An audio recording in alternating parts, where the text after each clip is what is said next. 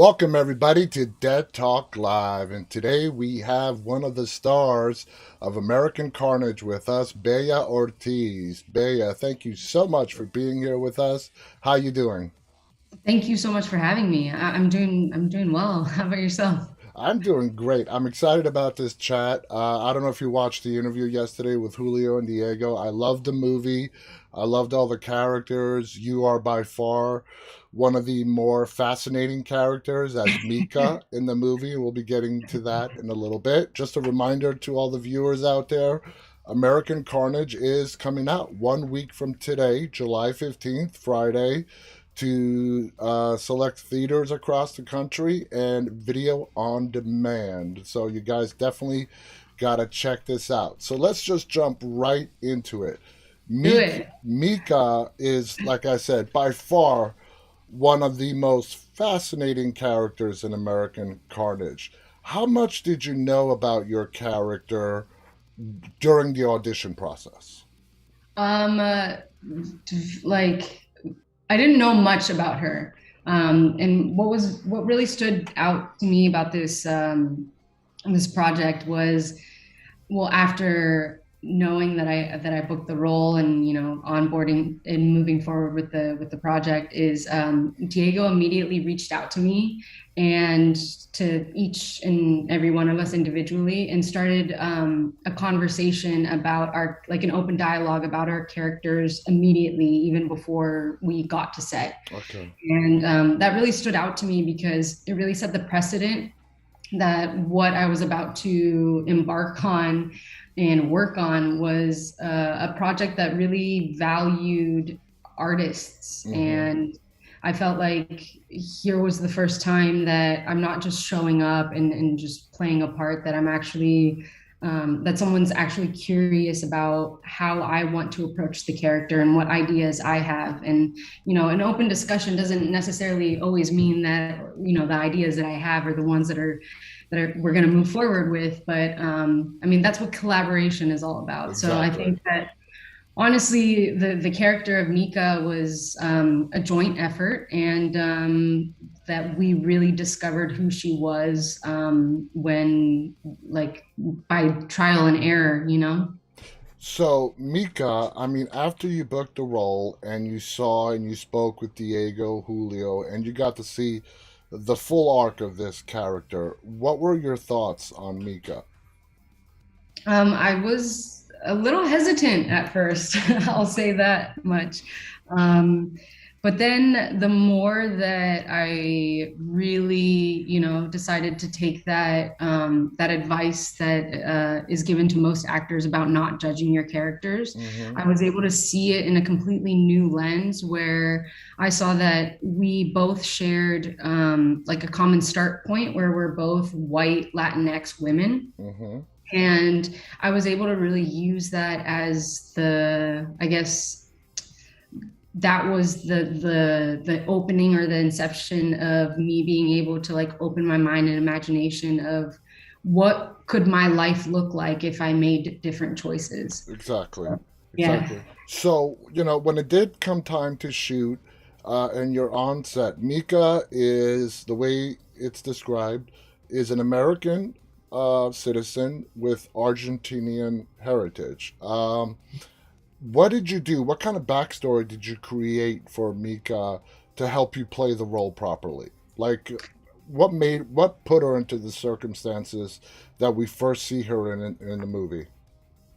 So the one of the reasons why I was immediately drawn to this project is because I'm an immigrant myself.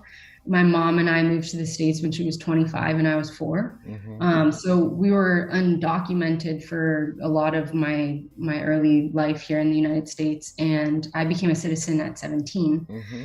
So using that, that in my personal life and reading a script like this, and it was just kind of like a no-brainer. Like, how could I not do it and move forward, or even just audition for it in the beginning, because that's something that personally I'm very passionate about, and I've Mm-hmm. never seen the immigration. like tackled in this kind of way. Mm-hmm. So with that, I was able to really kind of put myself in the place of Mika as coming from immigrant parents, and there was a lot of crossover in that respect. Um, so that's I kind of use my personal life in order to kind of like as a starting place. Exactly. Now, you mentioned Diego Julio reached out to all of you guys to have conversations. When you were shooting, did they give you guys a leeway to explore your characters, see what works, what doesn't work? I mean, how did it all play Yeah, out?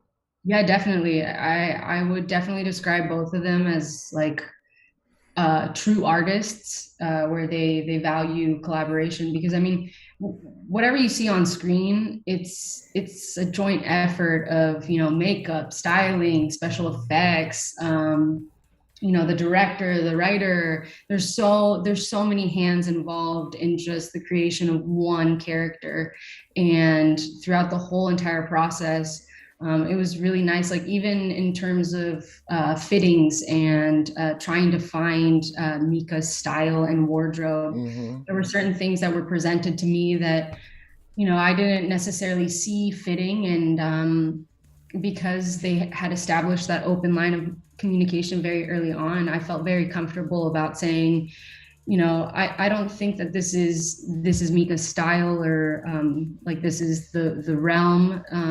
But how about this? But Mm-hmm. I always followed up with a solution, because you should never bring up a A problem or problem, yeah. if you don't have something to kind of solve it. So yeah, So your character is very vocal. When we guys are all sitting in the cafeteria in the detention center, of being, let's see, a left-wing vegan democratic socialist. That is yes. how Mika describes herself. In your opinion, was that all designed to make her feel, make the character feel authentic? I think so, but I also think it was intentional in the respect of, I see Mika as the type of like young woman who she really believes truly and passionately that everything that she does is for a better good, Mm-hmm. whether that be the objective truth or not. I think that she is one of those passionate individuals that is hungry to live for something that's bigger than herself. Um, so I think that all of those adjectives or markers that she describes herself with is kind of it's about that, about being wanting to be a strong woman and a strong individual, and trying to do what's right, or at least what she thinks is right. So, in your opinion, the ends justify the means for her, and whatever needs to be done, no matter how ugly, it needs to be done. Yes. Okay, that makes perfect sense. Now, you spoke about wardrobe. You wear a t shirt in the movie that says, I'm not a zombie, I don't eat flesh.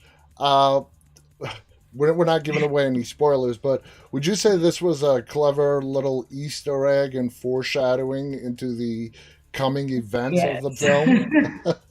Yes, 100%. Also, speaking of t-shirts, I want to say that I always love tuning in, because one of the things that I get excited about tuning in on your show is, what t-shirt is he going to wear today? What's he going to say? It's do a you process. just I have tell like you. racks and racks of, No, I go, oh, who's my guest today? And I'm like, okay, does this work? I'm like, you know what? With Bea, I'm going to go with Jason Voorhees. I don't know why, but it was calling to me.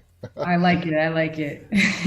Now, when you saw that shirt, the whole "I'm not a zombie, I don't eat flesh," what were your thoughts on that shirt that the wardrobe department picked out? I thought it was a little cheeky, I guess. Uh huh. But also it really streamlined with Mika's, I guess, like advocacy for, being a vegan and being these things, and like taking a stance and getting behind like a cause. I feel like she is the type of person that once she decides that something is her belief or her perspective, she's gonna just, like essentially cover herself in that and not afraid of being too bold or too brazen Yeah. because of that. And I mentioned this to Diego and Julio yesterday. A big factor as to why this movie works is how they brought in fresh young talent like yourself and a lot of the other cast members, as well as bringing in some veterans like Eric Dane. You shared some scenes with Eric. What was it like working with him and some of the other veteran cast members? Yeah, I mean, initially when I first got the news that I was cast and we were moving forward, I was a little bit anxious because I was seeing the rest of the cast and like thinking that I'm not as seasoned as everyone else, and so I didn't really know how that would play out, like chemistry wise or anything on set or offset. But honestly, everyone was so giving and really present, and I think a lot of it has to do with like the all of the principal cast. We are all Latinx artists Mm-hmm. and actors, and we all come from different backgrounds. So I think that because this project was so different and so unique, by like essentially saying yes and moving forward with it is taking on that responsibility of realizing that we are vessels to tell this important story that's not often even talked about or seen in the media in this Mm-hmm. kind of way. So just the rapport with everybody on set and like offset was really nice and really lovely, and I had a blast. I mean, we were in Madrid, for goodness sakes, for 2 months. Like I mean, that yeah. was a dream come true. Like I told my mom, I'm like, hey, I'm gonna fly you out, come visit me. Like That sounds awesome. Now, Mika and JP, who is played by Jorge, you guys have some very intimate moments in the film. Now, when it comes to let's American Carnage, and you and Jorge have these intimate moments, and you have to show that chemistry to the audience.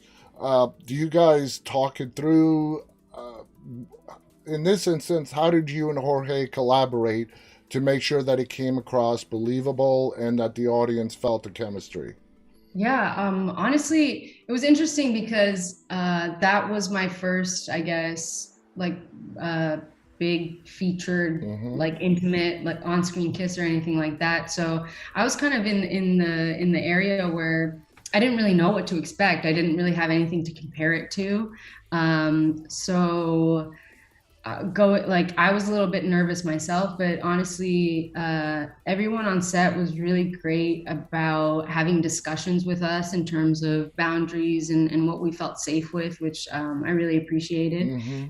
And I think like him and I, we kind of took the approach of we didn't really do much discussing about it beforehand because in the scene, it's them kind of giving into this intimate moment for the first time. So it's not like the characters really had any kind of rapport about it. And I think that's kind of how we approached it in like real time in the scene, where it's two young people that are attracted to each other, Yeah. and it's kind of like it helped, I guess, that tension of like, okay, like is this gonna happen, is it not, like that flirtatious banter. And I think him and I, because we hadn't spoken about it before really, except like the few moments before like they called action, like kind of like giddy, like ooh, like we haven't done this before as like professional actors, so like what's gonna happen, it really like gave to that youthful kind of That's great. energy. Yeah, Yeah, you guys didn't overthink it.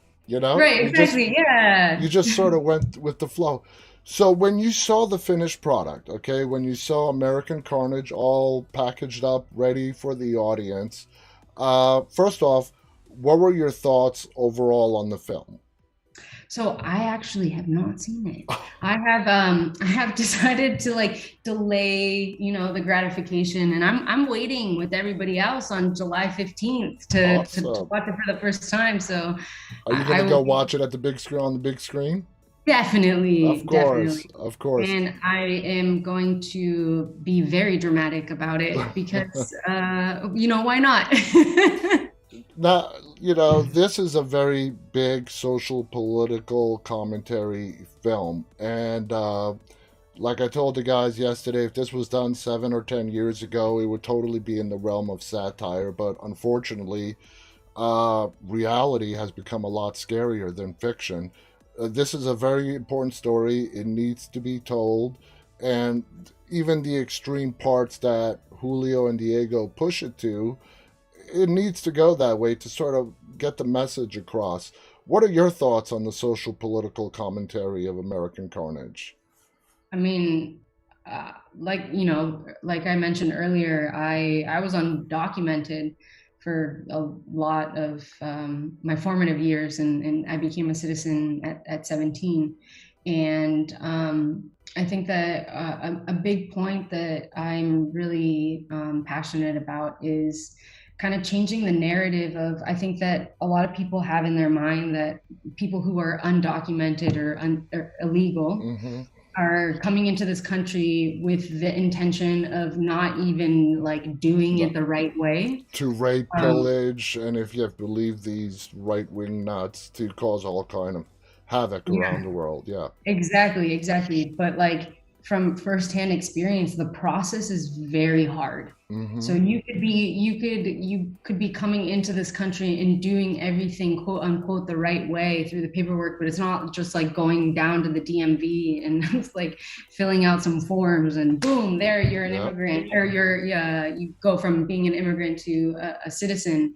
And I mean, my dad's a United States citizen. Yeah. I was born in Chile, and it's like a lot of people are like, oh, huh, like, did you not just get naturalized? Like, why didn't you just become just immediately a citizen? And I'm just like, because that's just not how Yeah. it works, or at least in our specific case, it's not how it works. And I mean, my mom, when it's a very familiar story to a lot of immigrants and first generation children, but my mom came here, when she was 25. She was young, she didn't know any English. She's like Mm-hmm. the youngest of 10 in her family and the only one to ever leave the country. And like they do that, and my mom did that for a better life for me first. So I feel like it's always the children first, and then eventually if my child can like have a good life, then I can Yeah. follow suit.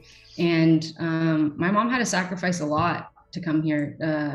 When my abuelito was sick, like her dad, who she was so close to, we couldn't even visit. She couldn't even attend the funeral Wow. because we were still undocumented. Mm-hmm. And it angers me so much how Mm-hmm. people don't even bother to, I guess, educate themselves, and it's almost like they just chalk it up to just being one thing. And if you're here and undocumented, then it must be because of evil reasonings, Evil or intentions. Yeah.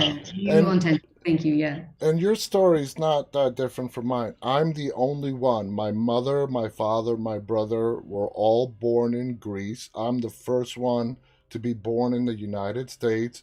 I remember my family having to study to become naturalized citizens. You got to go to a courthouse, and Yeah. they'll ask you who's the president of the United States, and they'll ask you constitutional And questions. it's expensive. It's an expensive Yeah, yeah, and process. this is back in the 80s now. And, my parents didn't know English. And this is I put this on my mom, but she never really took the time. To this day, she cannot really put a full English sentence together, because living in New York City, you could totally isolate yourself in your Yeah. ethnic community and so on.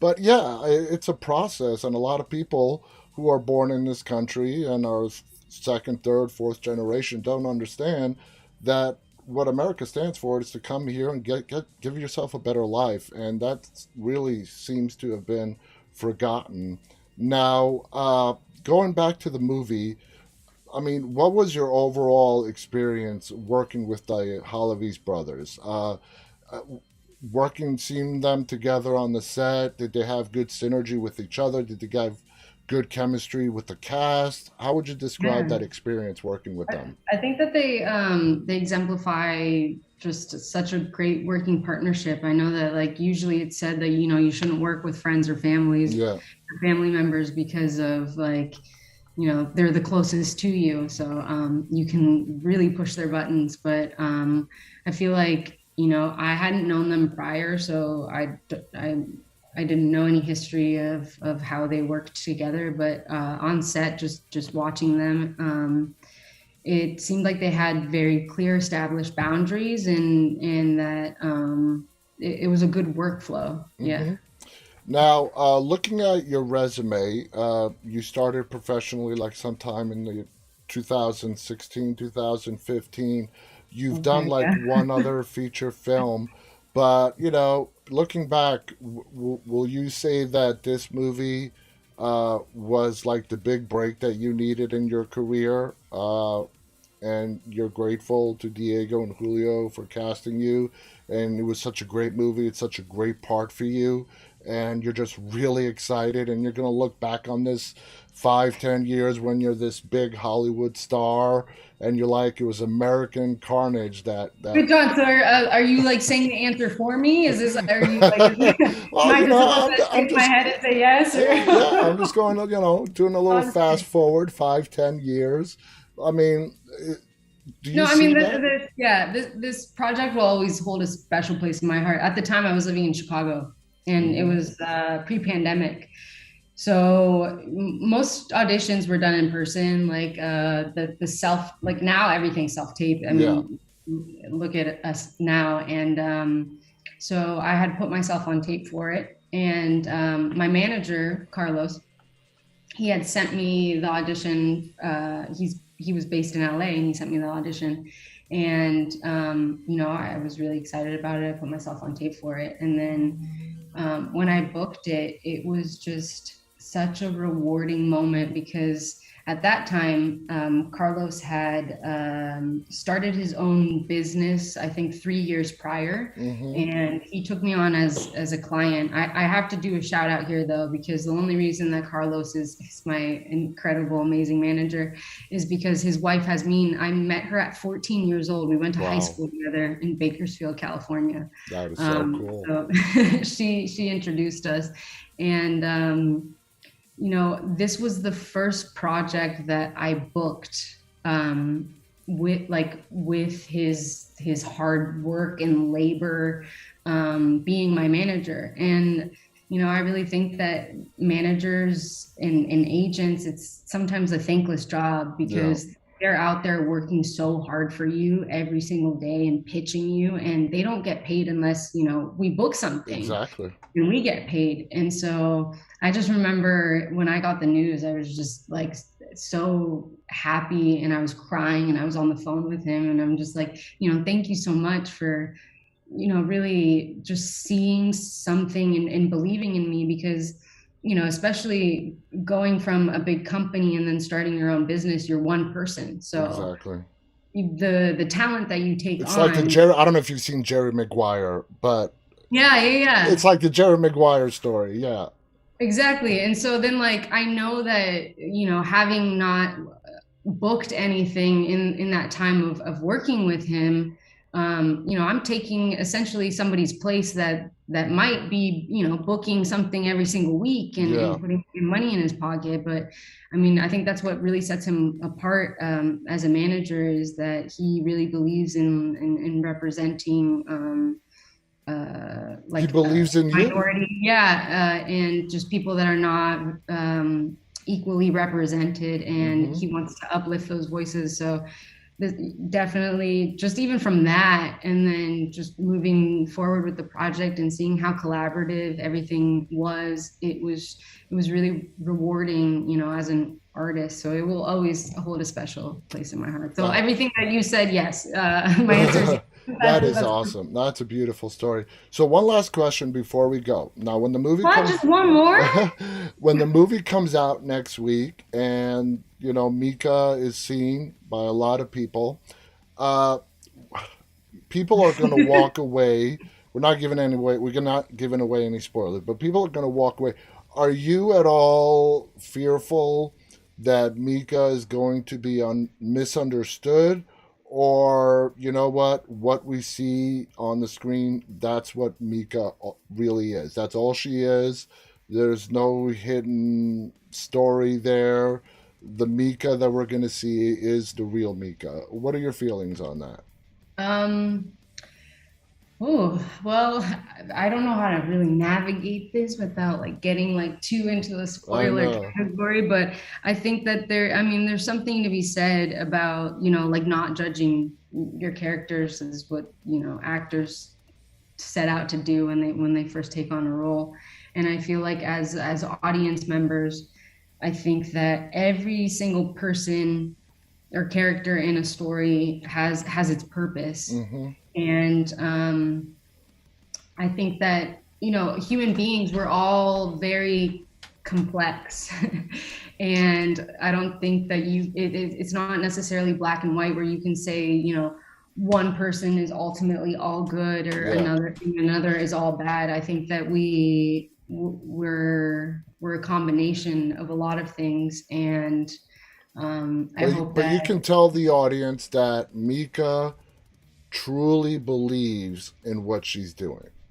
yeah, I think that she truly believes in what she's doing, which is it's very interesting in terms of these types of characters, to kind of have that understanding, because then I feel like it makes them very human. Mm-hmm. And I think it gives way, it opens a door for empathy, Yeah. because I think that in our own daily lives, if we're just so quick to completely write someone off as just inherently being one type of way, you're really doing yourself a disservice in terms of like humanity and Yeah. human connection, because I think that everyone has redeemable qualities, Mm-hmm. and there's so many things that we're continually working on as people. And yeah, I don't think it's necessarily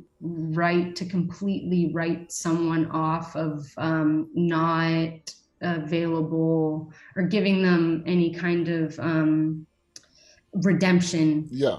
at any point in their life. Yeah. I think as a culture and a society, especially with cancel culture, there's Mm-hmm. also something to be said of allowing people to learn and grow. Mm-hmm. And if you completely write off somebody for one thing that they did, then I think it goes into territory that for children, especially, and like youth growing up in this culture, in this technological world, Mm-hmm. I've seen a lot of kids even just be scared Yeah. to do or say anything, Mm-hmm. or to voice any kind of opinions of their own, for fear that maybe one day it will no longer be right. And I think that, especially on the subject of children, it's you're taking away their sense of kind of like identity, or trying to figure out Who they are.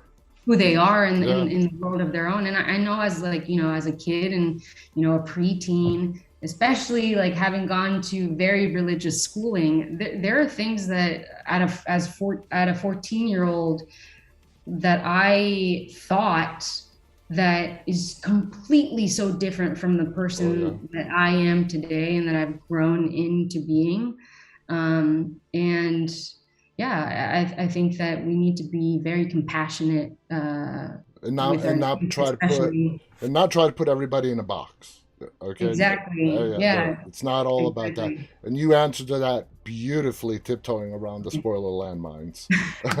I want to thank our guest Bea Right. Ortiz for joining us today. Again, the movie is coming out a week from today, July 15th, in theaters and video on demand. It's called American Carnage. I'm giving this my 100% recommendation. That's why We've Oh had God. two back-to-back guests from the movie itself. We got to hear from the writers and directors. We got to hear from the star of one of the stars of the movie today. Check it out. You're going to love this movie. It's great, and there'll be twists and turns you won't see coming.